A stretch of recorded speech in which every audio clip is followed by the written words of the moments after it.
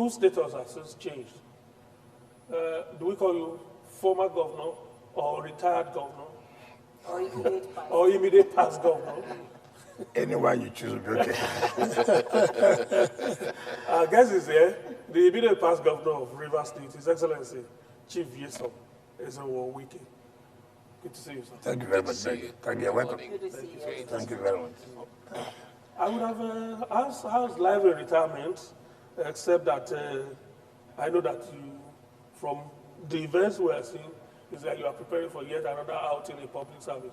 So, but all the same, these past few days, your status changed. How is life as a former governor? Of course, one is aware that your tenure is not more than, assuming you are re-elected, it's not more than 8 years. First of all, your tenure is 4 years. So, if they likely go back, if they don't likely go back. Luckily, we were able to make it.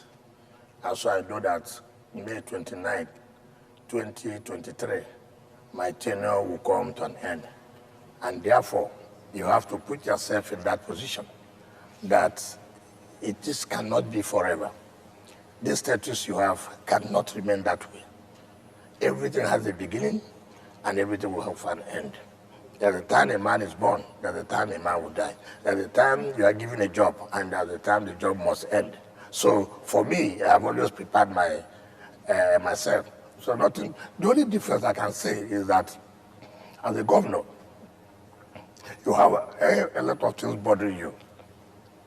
You have a lot of problems in your state, infrastructure, a problem of education and this and that. So you are worried.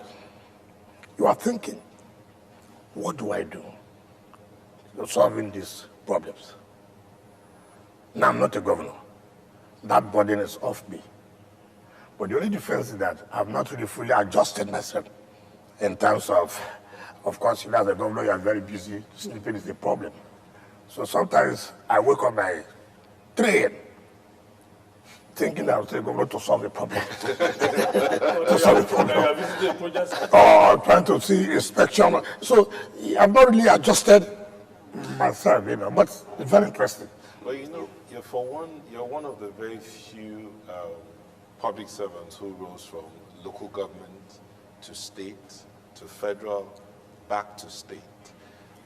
There are those who will ask, what lessons would you say you as a person individually have learned? And of course, this would have had impact on your individual person, on your family, and all of that. So what lessons would you say you've learned?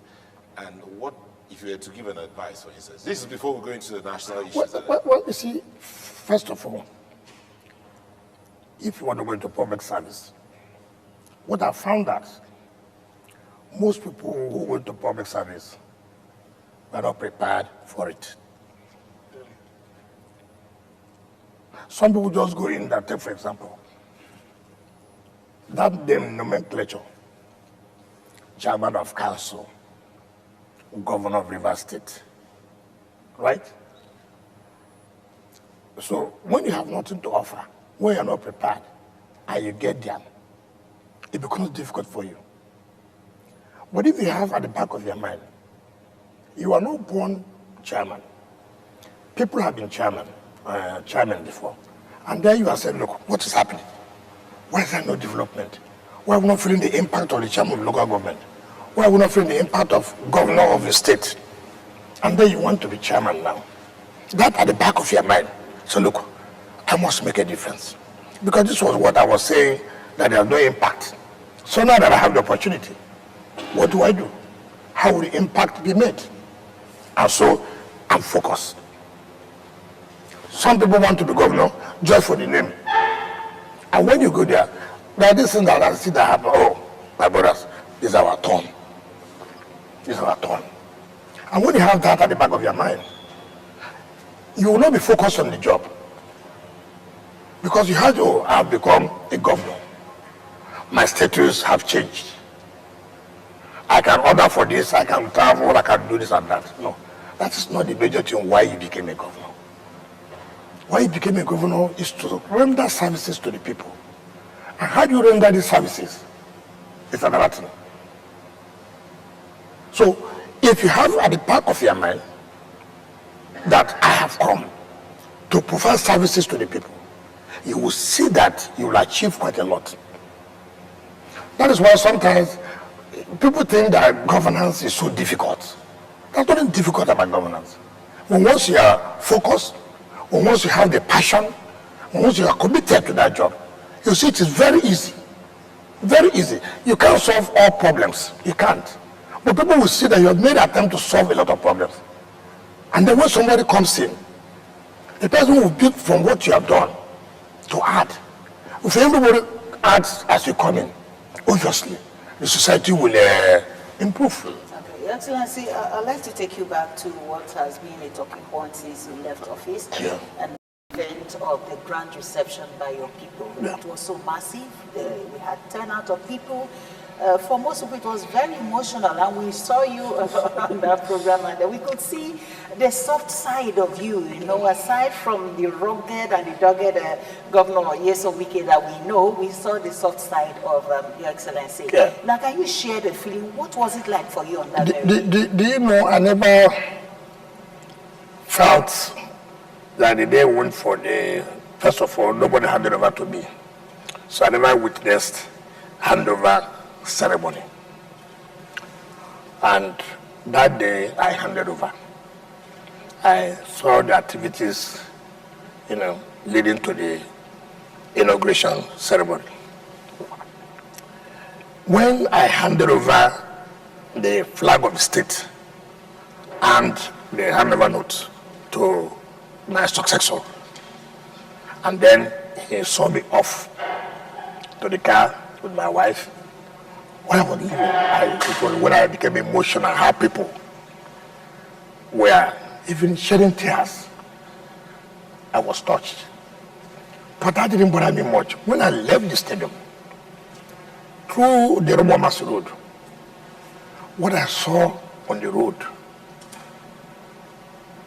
that it rained that day heavily, but people were on the road. And I said, hi, my wife, what's going on here? I came back from the car. I saw the white jubilation. I broke down. So it means that people know, people have realized that people have made a difference in government. It has never happened in the history of the state, that people will come out jubilating, praising somebody. When it is getting toward the inauguration ceremony, you don't see anybody coming to you again. You don't see anybody coming to you. But in my own case, it was different. Even as I speak to you now, you will still think that I'm still in the office because of the way I impacted on the lives of people, because of the way I improved on the infrastructure of the state. So people can see it's not about stories. It's not about 3Ds. It's what people feel. Look at Port Harcourt. Port Harcourt has changed. And people will wonder, what were we doing here before? What was happening to our state before? You mean Port Harcourt can be like this? And then such a person is leaving office. But the greatest thing any politician would have is that his people coming out to receive him, to say, look, my son, our son, we have done well. We appreciate you. You never disgraced us. The day I got to my village and my father came out to receive it, you can see how emotional my father was. How many governors will say that there are people you can go? In fact, they laid rubber on the road that I must march on that rubber. How many public officers? What's the significance of that? No, that is, the hero has come back. Yes, it's like the triumphant entry. That we are happy, indeed we are happy with you. In all of the projects that you lined up for the state, would you say you achieved everything according to your satisfaction? Well, it will be impossible. First of all, you have some, take for example, the former governor, the present governor. I went to University of Port Harcourt yesterday to inspect the convocation arena. that we, as a state government, building for the University of Port Harcourt, that contract was given to a politician, money fully paid, and that contract ought to have been completed as at last year. So when I went to that place, I said, listen, we have finished paying this. Why have you not completed this? And, you know, people know very well, these are things I can't take lightly. But then, in anything you do, politics is being played. If I've said, look, arrest this contractor, and you must tell us, sign for us, that this is when it will finish. The next thing you see is prosecuting those who support the article. So I just said, hey, all this propaganda is not necessary. So for me, that job I gave out, I ought to have. It's just not from the government now. They would have been paid. So these are the kind of things that will make you not to finish all the projects. But what gives me satisfaction is that these are not projects that we abandon. You saw the governor was there yesterday, and the people told him 60 days. And I watched on television, said 60 days, 60 days. And in that 60 days, we believe that project would have been finished. As I speak to you, the projects we left are not the kind of projects that, oh, they've just started. No. Projects that money have been paid up to 70%.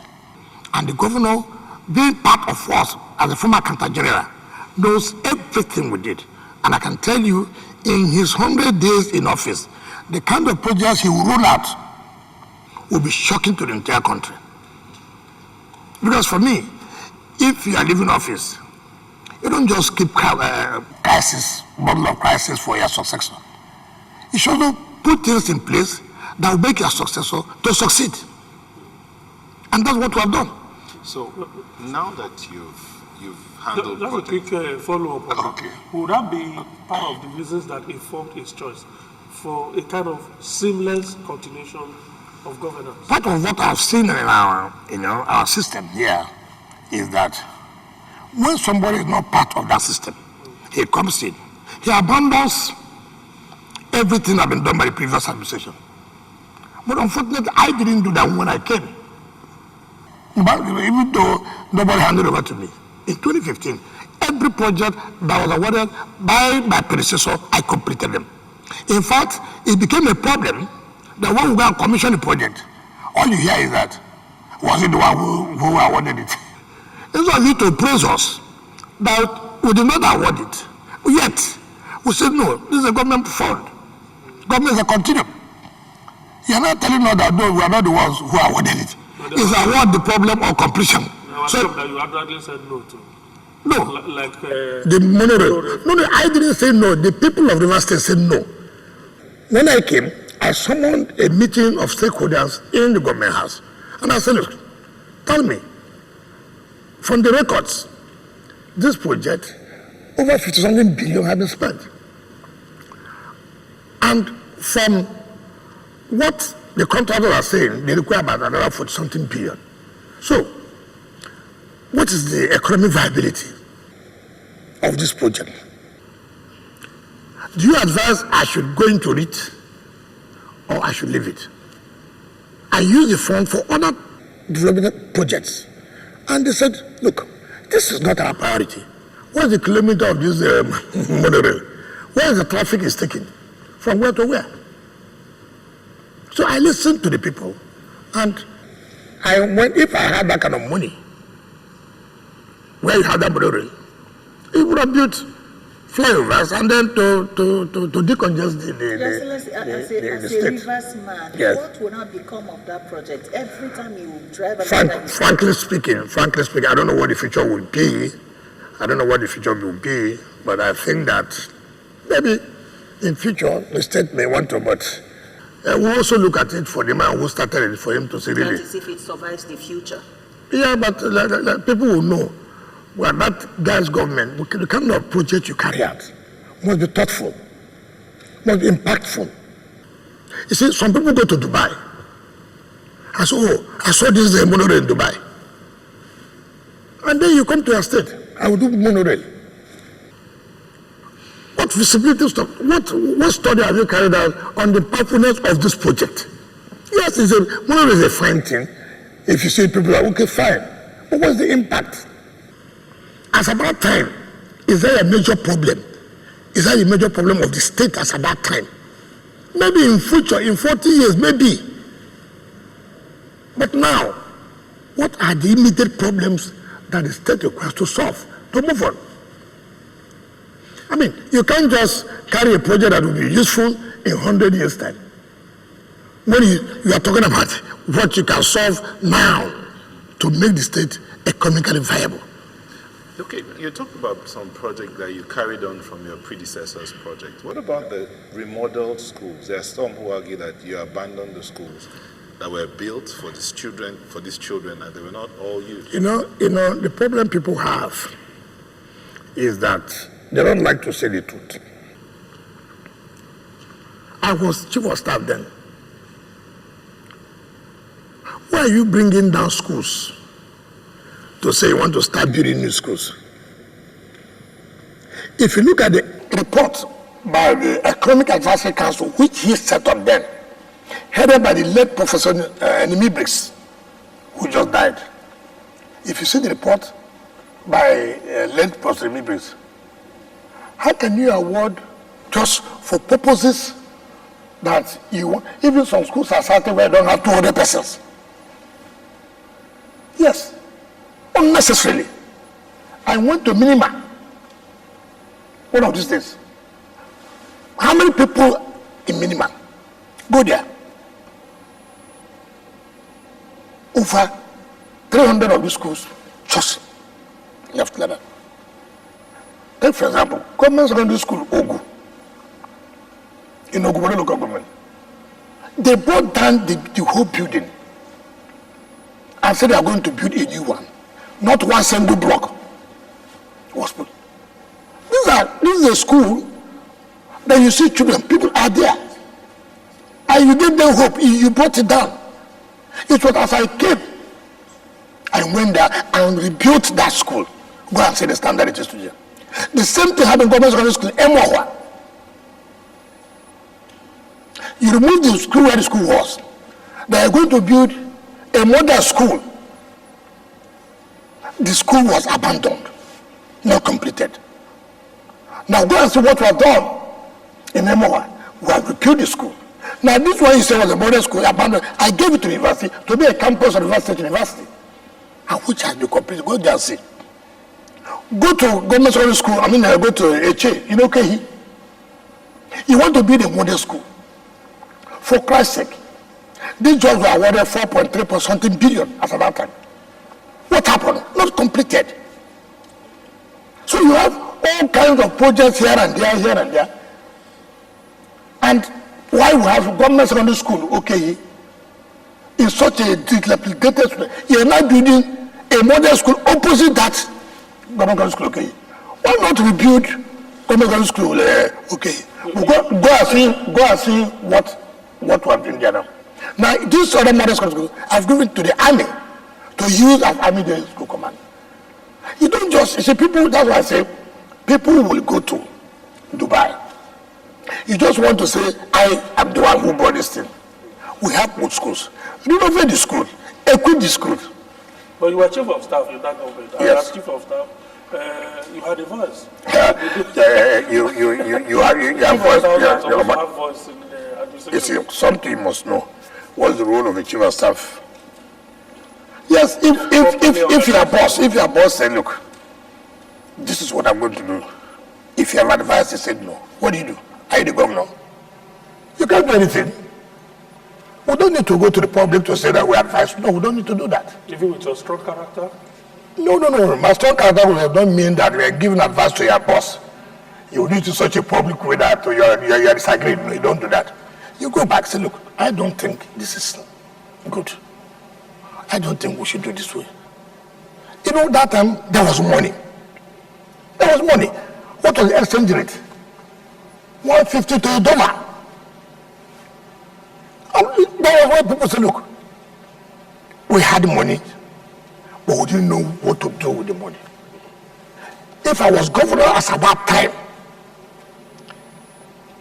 if I could build 12 flyovers in 4 years' time,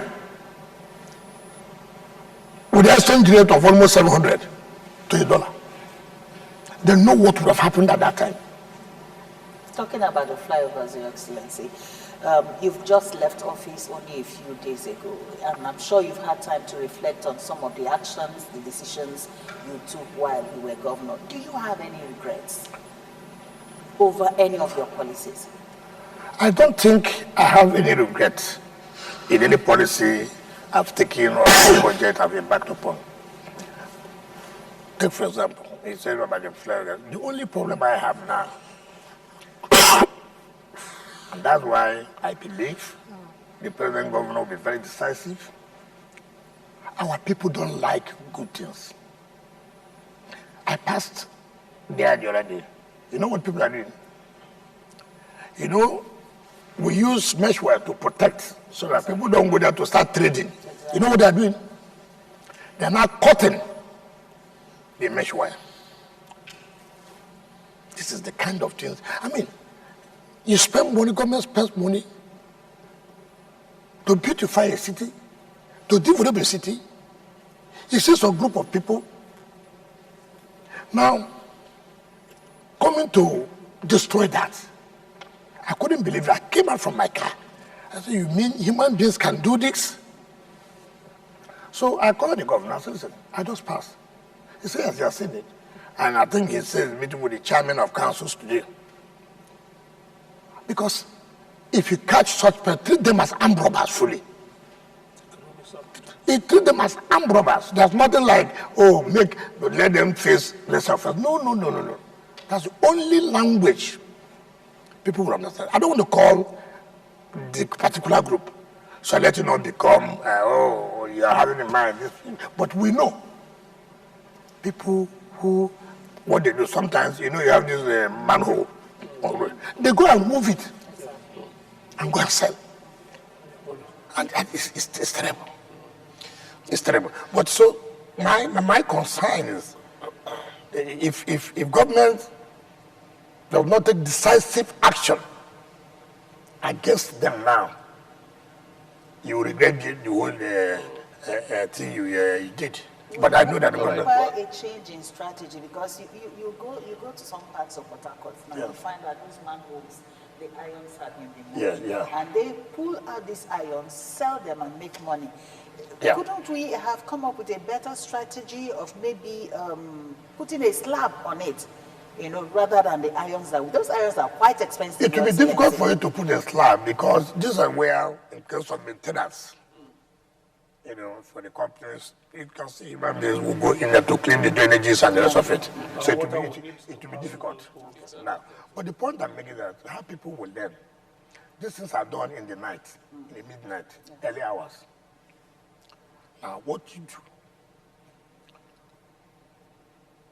Like, for example, you have youths. Sometimes you are afraid whether these youths are also not the ones involved.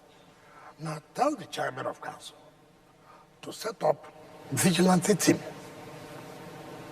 You get something? Also, place where these things are being sold, right? And then you get those who buy and those who sell. By the time two people have found themselves somewhere, people will stop back up. And when you heard about it, they know you are serious about it. When I was there, it was not possible. They know if we catch you, you will never know whether you see this word again. All right, there was one environmental issues that was solved under you. We recall that River State used to have a lot of soot from illegal refining, and it was something that you were against. In fact, you were on the news many times talking about. How did you solve that problem for it to be sustained? Well, especially it has not been fully solved, but it has been reduced. Why? We took the worst to them. They come from all this smoke fire and the rest of it, all this illegal bunkering and this. So I called the chiefs of the community. I call the youth of the community.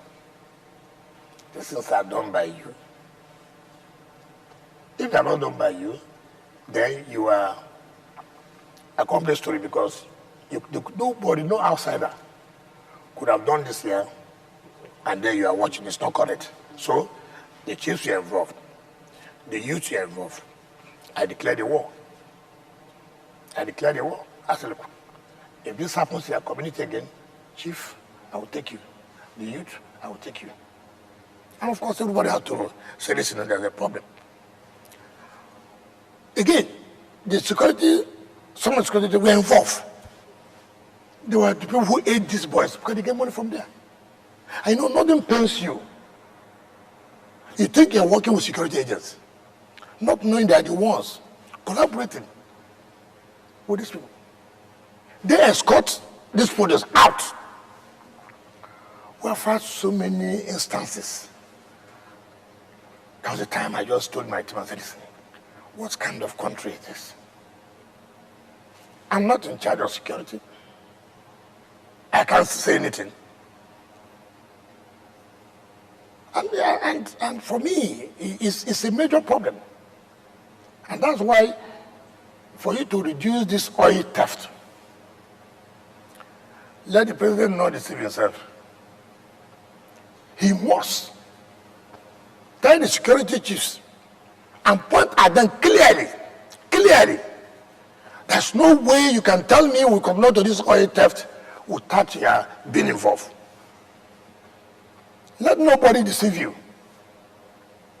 No governor can stop it because they are not in charge of the security chiefs here. Your Excellency, if I may interrupt here, earlier you mentioned something about telling local government chairmen to set up vigilante groups. You've again come down to talk about the security matter, and the president should tell them we can't stop this. Would you be pushing, or I'm sure that in the course of your 8 years and before that, you've already talked about the issue of state police, and that conversation has been there. As a lawyer, first of all, our laws don't allow for state police as we speak, so to speak. But as a lawyer and one who has been there, and now you're on the outside, what would you say about allowing state police to come in, and what areas would they have to operate with? It's nothing to do with being a lawyer. It has to do with what you are talking about, true federalism. You don't need to be a lawyer to know that we are saying we are operating a federal system. Go to all over the world, those who are operating federal system. In America, you have local councils have their own police. Yes, they do. Take, for example, that I say we should set up a vigilante. That does not necessarily mean that you're going to give them sophisticated weapons. No. It could be like intelligence. Do you understand me? It could be like intelligence. We set up a neighborhood watch, which were being trained by our security agencies. Clear. Do you know what happened? Former Chief of Military Buratai, because the Minister of Transportation then told them that I was starting neighborhood watch for political reasons. They went to the NYC camp where they are being trained by our former security agents. They went there and harassed everybody. No. Former Chief of Military Buratai did that. Because the former Minister of Transportation, look, we suffer a lot of things in this state. Everything was done to make this state to be ungovernable. Everything was done. A CP we brought here today, why we're having to draw up a new security architecture in the next 3 months. The Minister of Transportation then said, oh no, we don't want the CP, it's not working according to my own. All they want, don't work for security, for us to enjoy level of security. Let even the state is ungovernable. Why would anybody do that? That's what you should ask yourself. When you don't love your people, when you believe that, look, you had an opportunity to turn the state around, and somebody has come, and people are seeing what he's doing, you are not happy about it. So let it not be that anything development is going on. Everybody, it was not the secret thing. We had a hostile federal government against our state. In fact, people were surprised at the level of development. How? Upon this hostility against your state. I never knew that a governor will be sitting as a governor and he will be sitting there, they're changing his CP, security per minute, per second, per hour, per day. It happened to me here. Could I have contributed to why you became so vocal? Well, you see, if you don't shout and let the world know, the world will not know. There was nothing that the federal government then did not do to us. There was nothing. Talking about security challenges in the university, it will seem as if at the advent of a new regime, insecurity tends to raise its healthy heads. From the reports of the past few days, it's like kidnapping in some parts are beginning to come up. It is not correct. It is not correct. In fact, this state has been so peaceful.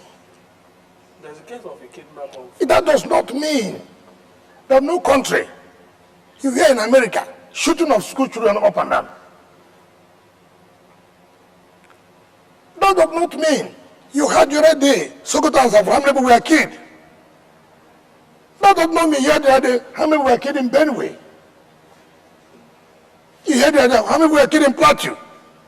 Have you heard of such killings in this state? No. So if somebody was kidnapped, does that mean that the state is insecure? It does not mean. You see, that's why I was so angry when I saw politics of relocation of Tribunal to Abuja. I saw politics. And I laughed. It happened to us in 2015 here. I laughed. Look, APC, according to them, wrote that, that we are not allowing them to collect document, to collect document from INEC. We wrote to the Court of Appeal President. So it is not safe for them. SDP wrote. Now, you have not ascertained from the security agencies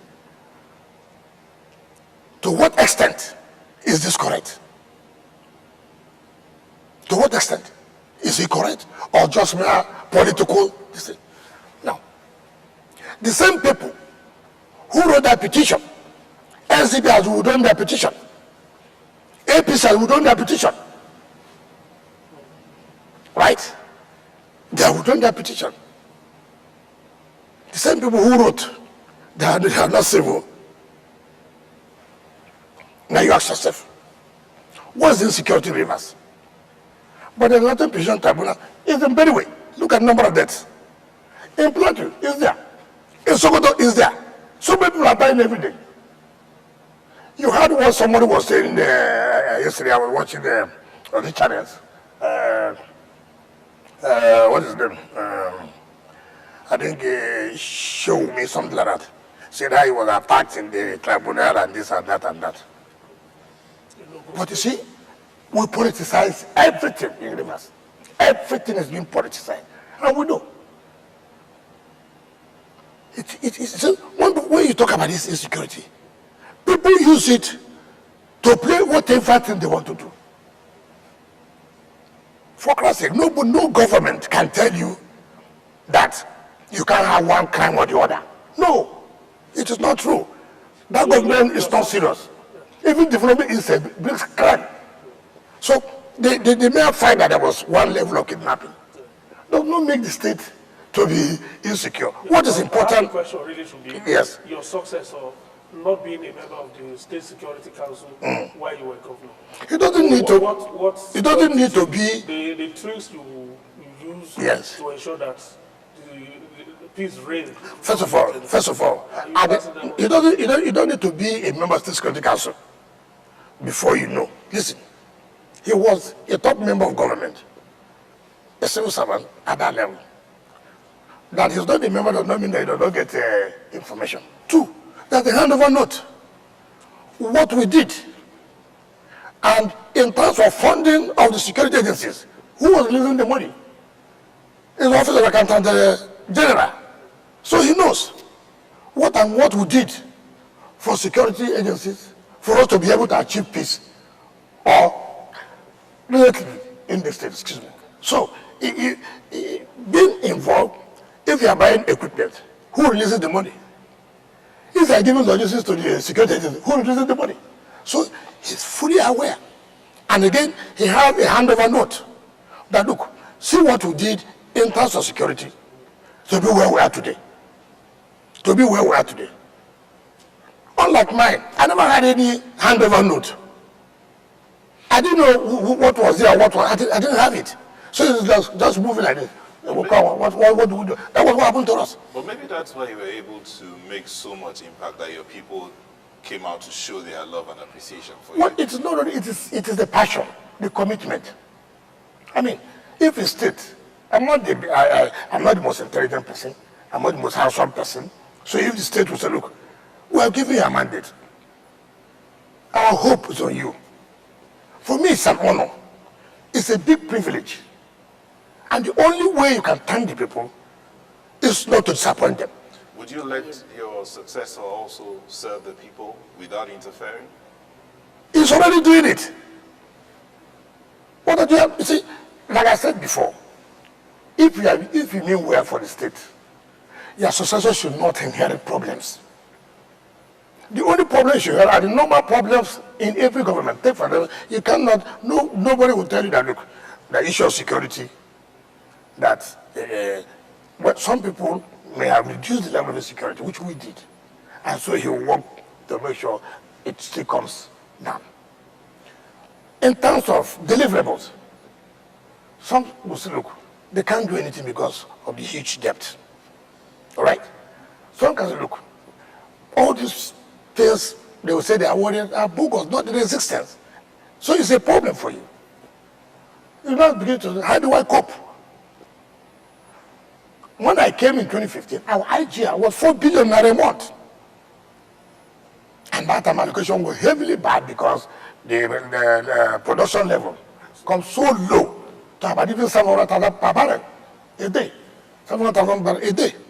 It was that bad. But today, as I speak to you, it's not as if that is okay for us, no. But we're able to move it up to 12 billion a month. So remember how bad that allocation comes. And we're able to pay salary. We still have some funds to be able to embark upon projects. I tell people, look, as a second-time governor, if it was my first time I did it, you would have said, look, he's looking for second time. But this is second time I came in. I brought Rosberger to do 12 flyovers and finish it. Do you know how much it is? I could have as well pocketed that money. Second time I'm leaving. But for Christ's sake, how do you feel seeing how your state is and you're having money in your pocket? How do you feel? Is that what is giving you confidence to openly walk all over the place and even? I told you before now, I will leave this state without carrying security going everywhere. No, I told you that. And I told you I'm not going to run away from this state. How many governors can you now see visible come out? How many people? If EFC want to invite me, I told you if EFC invites me, they will stay in River State for 6 months. They will take them project by project. Look at what we did there. Look at where this money went. See what we did there. Then let them invite me. I'm not afraid of that. All right, Your Excellency, let me come in here. Yes. Yeah, we're talking about you leaving office only a few days ago, and Nigerians, we also are talking about a president who has just taken over only a few days ago. But if you ask me, I think he has taken some steps so far. I would like to know how satisfied you are with the steps he has taken, considering the fact that you lent your support to him openly from the other side. Yeah. So how do you feel? You see, I have told everybody who cares. My people say, The first step of the dance tells you whether you'll be a good dancer or not. He has shown a leadership. The first day he took the oath, and he said, listen, we must tell ourselves the simple truth. It can be business as usual. See this problem, see this problem, see this problem. To start with, this so-called subsidy is gone. How many presidents can take that kind of decision? For me, that is leadership. For me, it shows that he's prepared for the job. It is a hard decision, but you have to take it. No good leader who needs way for his people will begin to propagate. No. He knew. He saw that, look, in his campaign, he said it. He did not hide it. PDP president can just said it. Labour president can said it. So all of them know that this is a problem for this country. And having been given the mantle of leadership, why are you going to waste time again? Having told the people, if you're elected, you're going to do it. For me, I felt so happy that yes, we didn't make a mistake. That is the kind of leadership we want in this country. Everybody, you see, everybody must not like what you have said or what you want to do. When I came and took some decision, take this flavor, I got abuses everywhere. Oh, is this an elephant project you want to take money all the way? This is a country. Which sane man will come and say that he's awarding 12 flyovers in 4 years? He must be a sane man. You just want to pack the body and go. Even when I was awarded it, even 6 months to leave office, they said, oh, this is the money he wants to take down since his tenure is coming to an end. But I thank God today. They've seen the beauty. They've seen the transformation. That this thing can be done. But as a leader, if I had followed what people were saying, the inconveniences, I would have done it. But I know this is what is good for my people. And my people have now today shown, yes, we really appreciate what he did. So what the president did was to tell Nigerians, listen, I'm prepared for this job. I'm prepared for this job. And that is why some of us will say, look, give him a chance. That statement he made, and with what he has said, I'm not going back. For me, it's everything. For me, it's everything. That's what leadership is all about. It's not a privilege that you come today, you say this. In 2 hours, you have changed. It's all kind of things that, people will tell you, oh, heaven will come down. For Christ's sake. All of us own this country. If you don't want all of us, okay. But this decision must be taken for the interest of Nigerians, yet there will be a kind of, yes, hue and cry, but people that will be hardship. By the time, yes. He has also made some appointments. Are you satisfied? What appointments? Chief of Staff. Chief of Staff? Beautiful. Look at what he did. Look at what he did. You see, I have never been a lawmaker. But I know in circumstances like this, you need somebody who can bridge, relate with the lawmaking or the lawmakers. They appointed former speaker. Okay, speaker, not former, because his time has not come to an end. What's wrong with that? Beautiful appointment. Beautiful appointment. He appointed Akume as secretary to government. Former civil servant. Former director of government house. Former permanent secretary. Became governor. Became a minister. And you talk about engine room of government. Who can be more qualified than that? And look at what the man is doing, balancing. Remember, the Muslim ticket was a serious problem in this country. Was a serious problem in this country. Whether anybody wants to accept the truth or not, it was a serious problem. And that's why you have to be careful. Nigeria is such a complex country that you have to be careful. Don't mind those who are so selfish that they can't see the truth. It was still a problem for him. And for him, how do I now say or to assure this other section, that look, what you think is not what it is. Therefore, I'm going to bring in this government people from these areas too, to assuade them that look, what we're doing is right thing. And he happened to be a Christian. And for the North Central, you see the balancing. If anybody tells you, no, don't bother, you can't appoint anybody, it's a lie. Those people don't want this country to be one. These are selfish people. So for me, he has shown that he has that capacity. He has shown to Nigeria that, look, what you are talking about does not exist in my mind. All I want is to win the election and show my capacity. And that's what Nigerians want. Your Excellency, your relationship with the president is making you a kind of, let me use this expression, a hybrid politician. You are more or less the leader of the PDP in Rivers State. Your relationship with the president is invariably making you the leader of the APC in Rivers State. I don't know how that can come from. I don't know. It's like in the last within this 1 week, yeah, you've been with the president like twice. Yes. Your meeting with the president is like something politically delicious. There is nothing there. The last government didn't give me any access to see their president. You remember the government was too hostile to my state because of the president of the Minister of Transportation. You remember that? Now, if a government has come and said, listen, what do you think that this thing we are doing? Maybe because you are from that side, what's your thinking? And I said, okay, this is my own thinking. That has nothing to do. So it's all about Rivers' interest. I have told you before.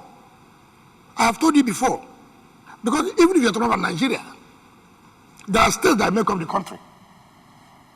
Right? So as I'm talking about Nigeria, I'm also talking about my state. I mean, it would be stupid of me to just go to anyone and say Nigeria. There are states that make up Nigeria. If I come back home and they ask me, you are welcome, how far?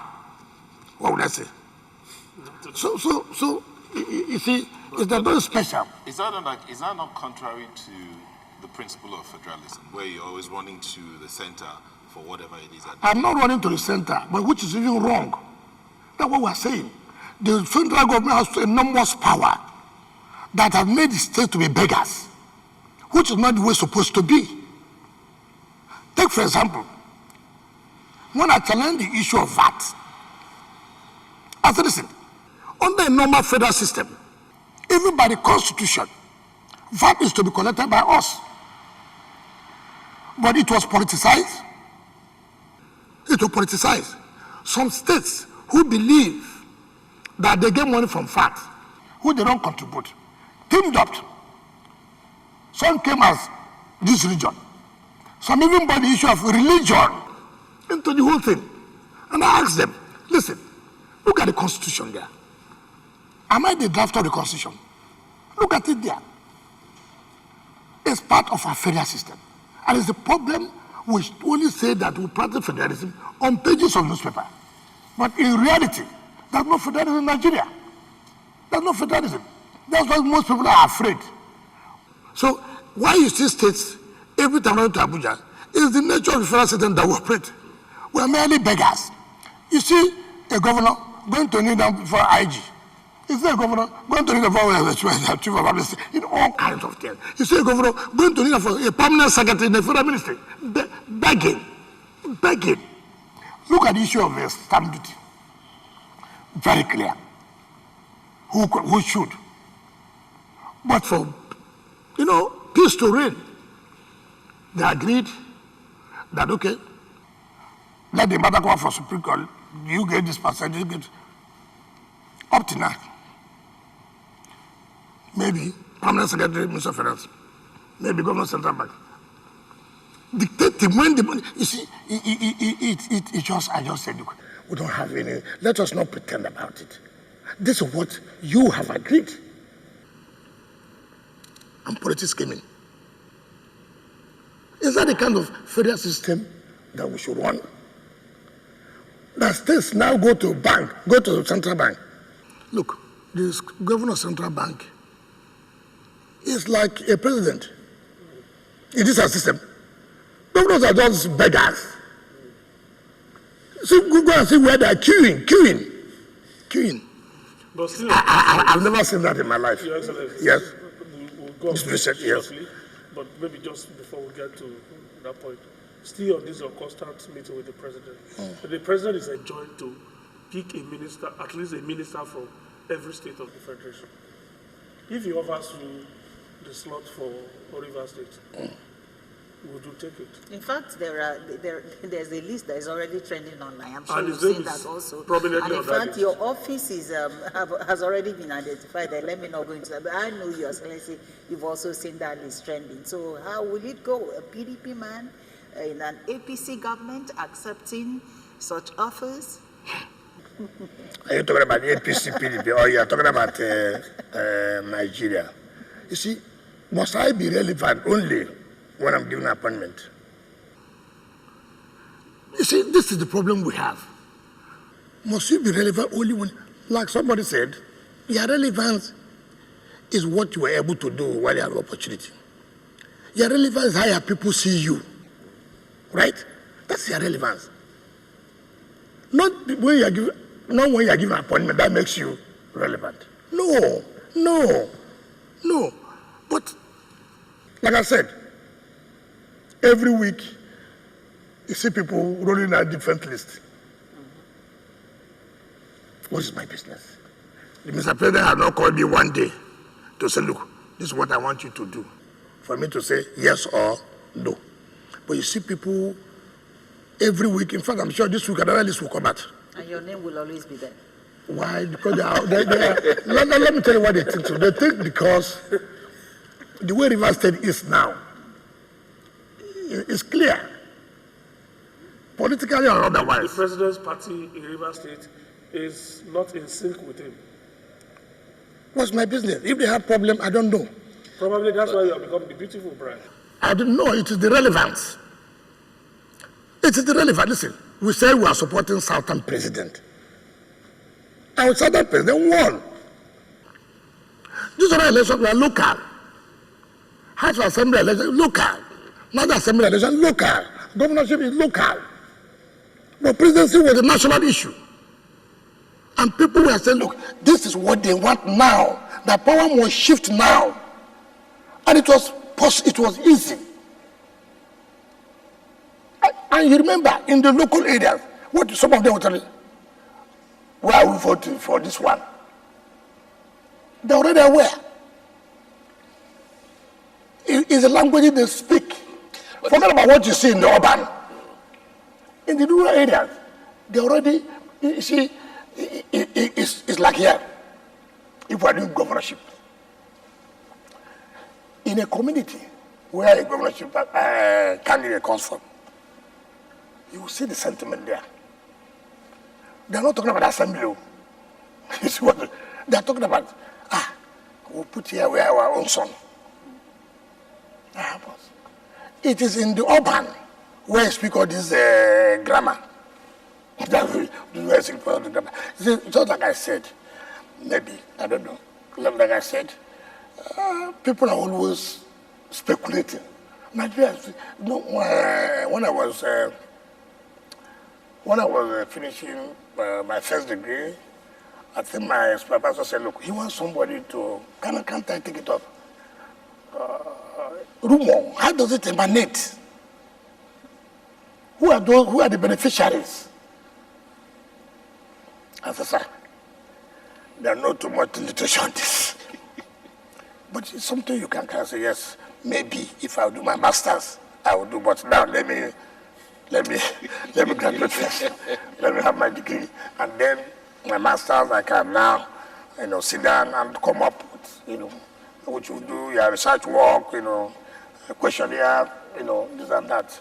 Unfortunately, I didn't do that. I have to go back for another first degree, which is law. So you see, I can tell well. So these rumors, who sit down to contemplate about it, who sit down to put in such a way that people will begin to say, it's correct. You know, Nigeria, the analysis has come, and this is authentic list. Every week, there's one authentic. But is the president consulting with you regarding appointments? No, I've never one day. Never. I think this is what you want to hear. What actually? Exactly. Twice within a week. It will douse the speculation. So what is the speculation? Listen, there's something going on in the country now about the Senate presidency and the House thing. Sure. And anybody knows my position. My position is the presidency should come to the South.